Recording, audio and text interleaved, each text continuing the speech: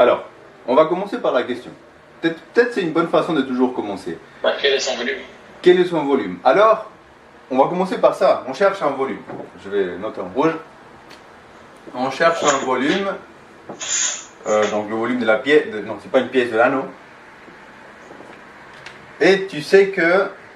Bah, qu'est-ce que tu sais par rapport à un volume? Comment tu peux trouver un volume? Enfin, grâce au rho et à la masse. Voilà. Donc, on cherche un volume. Quelle est la seule façon que je connais pour trouver un volume? C'est avec la masse et la masse volumique. Donc, on a masse divisé par la masse volumique. On est d'accord? On ne connaît pas la masse volumique. On connaît pas? On ne connaît pas la masse volumique. Ok.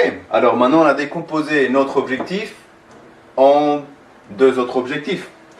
Est-ce qu'on a un moyen de trouver ça ou ça? Bah, on a le poids, oui, on peut. On a le poids. Le poids, c'est ça. Hein? Le poids, en fait, si on veut la masse, on peut enlever la force de gravité. Ok. Et du coup, on a la masse de l'objet. Ok. Alors, on y va avec celui-là. On peut le trouver. Ça élimine déjà une inconnue. Ouais. Donc, ça fait la moitié de l'exercice. Je mets en bas. Là, je vais juste modifier ça un tout petit peu par rapport à la place disponible.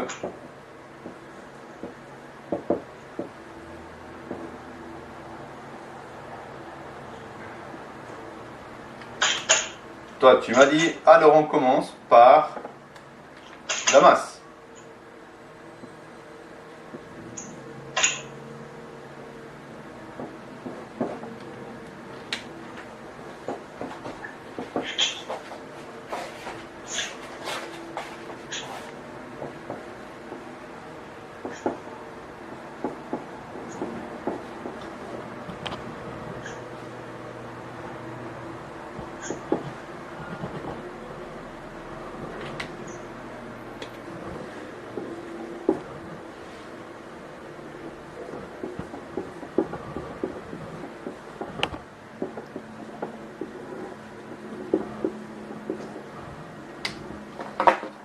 Ça fait 6,44.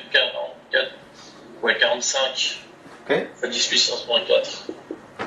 6,44, tu m'as dit? 45. 45.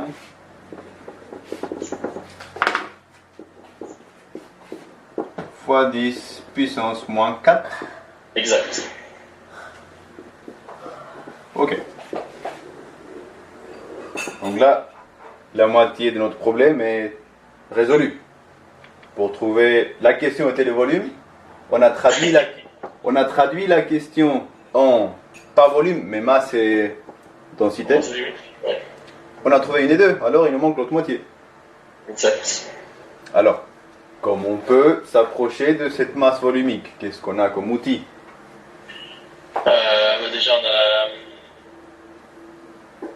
on a la masse. On n'a pas la masse volumique, mais on a. On n'a pas le volume non plus.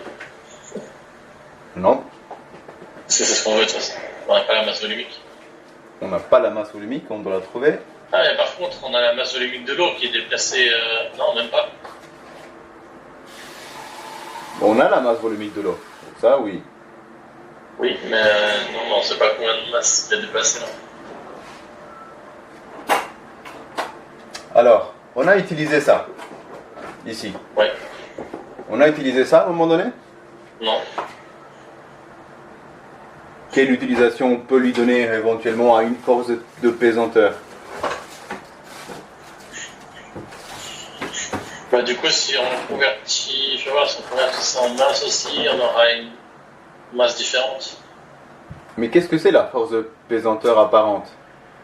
C'est la force de pesanteur moins la force d'Archimède. Ok. Alors, est-ce qu'on peut faire quelque chose par là, du coup? Du coup, ce serait, on voudrait peut-être la force d'Archimède, donc vu que la force de pesanteur, on la connaît. Donc toi, tu m'as dit ça. Ce numéro-là serait égal à force de pesanteur moins force d'Archimède. Ouais. Force de pesanteur, elle est connue, donc c'est juste un chiffre de plus pour nous. Ouais. Donc en fait, fait, on pourrait avoir le F1 qui est égal du coup à la force. Enfin, je l'ai dit juste avant, la force de pesanteur. Non, ce serait force de pesanteur moins la force de prime. Enfin, force de pesanteur apparente. C'est ça. Répète, pardon. C'est la force de pesanteur moins la force de pesanteur apparente. Ok, juste. Ça serait la force d'Archimède.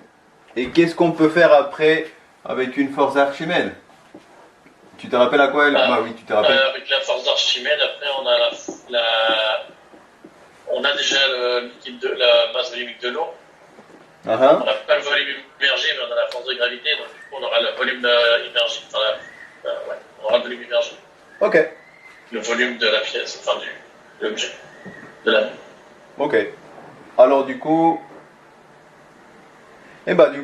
c'était plus simple que ce qu'on avait prévu. On a fait cette première étape qui n'était pas nécessaire en fait. Parce qu'on cherche le volume et en fait là on trouve le volume directement. Ouais. Mais du coup la deuxième elle nous sert pour trouver la masse. Voilà. Si on la voulait éventuellement, mais c'était pas nécessaire. Ah mais non, c'est la masse volumique qu'on voulait. Ok, ouais, c'est autant pour moi. Volumique, on a besoin de la. C'est juste, on avait besoin de toute façon de la première partie qu'on a fait. C'était quoi notre objectif dans l'exercice? Trouver quoi? Son volume. Son volume. Et puis le deuxième, c'est quelle est la masse volumique?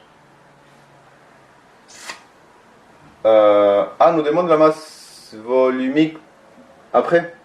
Oui. Ah d'accord. Alors, tant mieux qu'on l'ait fait alors du coup. Je l'avais pas vu. Je n'avais pas vu qu'il nous demandait ça pour après.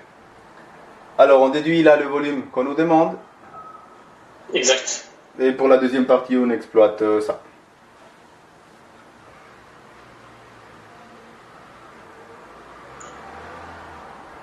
Mais du coup, pour la force de pesanteur.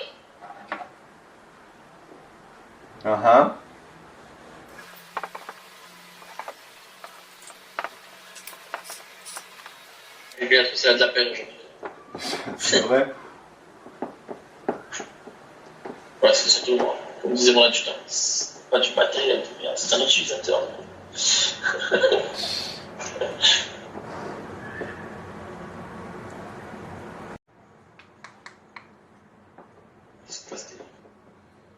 T'as divisé par 0? Non, j'ai pas divisé. Je vais juste faire moins.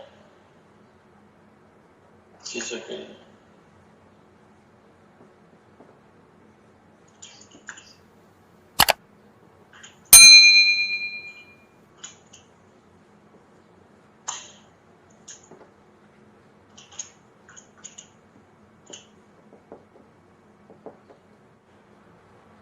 J'ai perdu, c'était 6,94 fois 10 puissance moins 4, c'est ça?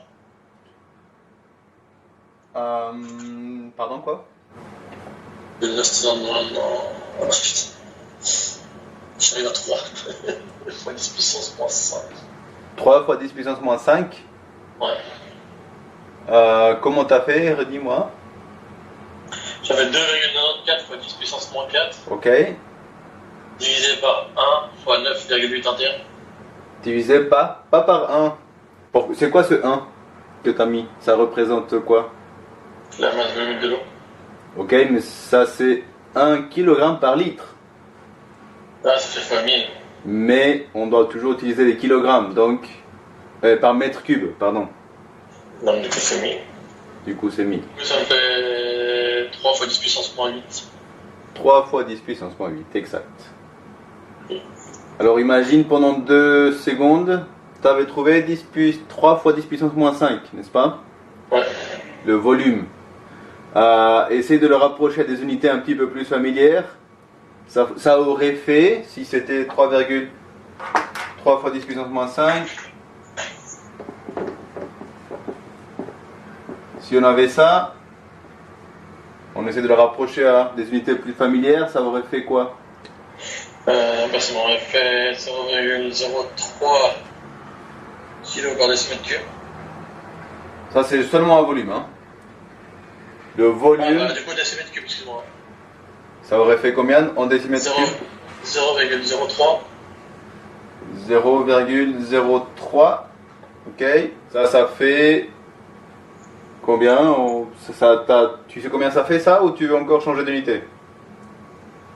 Je sais pas, à mon avis, est-ce que ça fait 0,03 décimètres cubes? 0,03 Du coup, ça va faire 1, 2, 3, ça fait 30 cm cubes. Non, c'est en puissance 3. Hein. 0,03 décimètres cubes, c'est un tiers de litre. Pardon. Ouais, du coup, c'est moins 3. Là, c'est pas un tiers de litre, c'est... Un litre, c'est 1000, donc c'est 30 décimètres. Ouais, c'est des moins 3. Donc ça aurait fait en centimètres cubes 30 centimètres cubes. Ouais. C'est ce que tu m'avais dit en fait. Oui. Alors je me suis gouré moi. Mais du coup, si tu imagines un anneau qui fasse 30 centimètres cubes, ça fait un anneau qui doit avoir à peu près 30 cm de longueur fois 1 cm de hauteur fois 1 cm d'épaisseur. Donc c'est un anneau qui sera à peu près gros comme ça. Ok. Dans le sens où je pense que la personne ici parle d'une bague en fait. Du coup ça aurait été un peu trop gros. Ok. Soit un anneau d'éléphant ou une erreur de calcul.